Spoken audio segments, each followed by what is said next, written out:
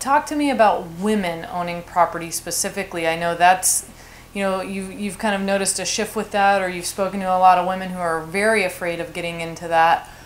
What are you noticing out there, and why do you want to talk to women specifically regarding this topic? Well, I think I'm a closet feminist, or not so closet feminist.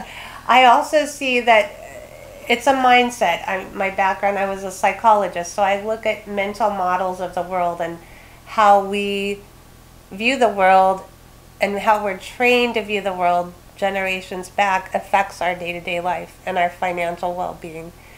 And a lot of women in the past were not really taught to go out there and buy property. I personally feel like that's a throwback to 100 years ago or more, when women weren't allowed to own property. Mm-hmm. It wasn't really until recently that women were able to buy and own property. So we have that in our collective psyche that we weren't allowed to. And a lot of stuff in the collective psyche can affect us, whether we know it or not. So bringing awareness to it and saying, hey, yeah, that might be back there in my collective psyche, but I'm going to wake up and try something new and reach out and learn this stuff. This owning property can bring you a good, solid income, and can be easier than you think to deal with than a 9-to-5 job. Sure.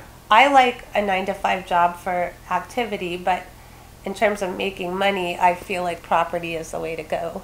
I can speak to that. I went to the beach this morning and slept in, and I have bucked to the 9-to-5 job. I haven't had one for 4 or 5 years now, and that is thanks to owning property. I got in the game a little later than you. I think I was 30 when I bought my first house, so just 5. And how did you get into it? It was time. I was ready to buy a house. I'd been in the corporate world for a long time. I had saved a little money. I did the same thing, an FHA loan, 3.5% down. And I only lived in the house for about 6 to 8 months and then rented it.